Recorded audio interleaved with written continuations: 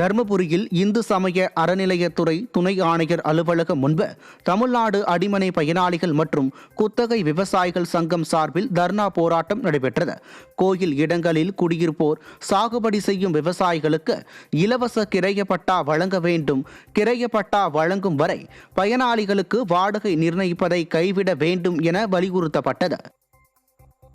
திருப்பூரில் பூக்களின் வரத்து அதிகரித்து உரிய விலை கிடைக்காததால் வியாபாரிகள் பூக்களை குப்பையில் கொட்டிவிட்டு சென்றனர். பெருமாள் கோவில் அருகே உள்ள பூ மார்க்கெட் வளாகத்தில் 200க்கும் மேற்பட்ட பூக்கடைகள் செயல்பட்டு வருகிறது. பெங்களூர், ஓசூர், கிருஷ்ணகிரி, தருமபுரி, திண்டுக்கல் உள்ளிட்ட பல்வேறு பகுதிகளிலிருந்து பூக்கள் வரவழைக்கப்பட்டு திருப்பூர் முழுவதும் விற்பனை செய்யப்பட்டு வருகிறது. இந்த நிலையில் பூக்களின் வரத்து அதிகரிப்பு மற்றும் வாங்க ஆள் இல்லாத காரணத்தால் வியாபாரிகள் பூக்களை குப்பையில் வீசினர். திருச்சி மாவட்டம் சிறுகனூர் அருகே சென்னை தேசிய நெடுஞ்சாலையில் விபத்துக்களை தடுக்க சர்வீஸ் சாலை அமைத்து தரக்கோரி அப்பகுதியினர் சாலை மறியலில் ஈடுபட்டனர். BK அகரம் கிராமத்தைச் சேர்ந்த சுப்பிரமணி என்பவர் தேசிய நெடுஞ்சாலையை கடக்க முயன்ற போது கார் மோதி உயிரிழந்தார்.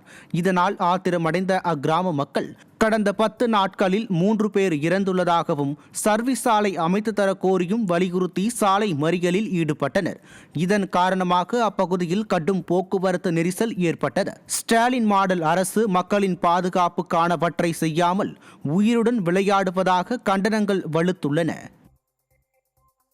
திருப்பத்தூர் மாவட்டம் ஆம்பூர் அருகே தேசிய நெடுஞ்சாலை ஓரம் உள்ள ஏரியில் அழுகிய நிலையில் ஆண் சடலம் கண்டெடுக்கப்பட்டுள்ளது.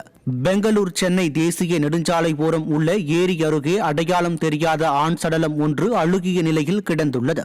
தகவல் அறிந்து வந்த காவல்துறையினர் சடலத்தை மீட்டு பிரேத பரிசோதனைக்காக அனுப்பி வைத்தனர். ஸ்டாலின் ஆட்சியில் மர்ம மரணங்கள் அதிகரித்து வருவதால் பொதுமக்கள் கலக்கம் அடைந்துள்ளனர்.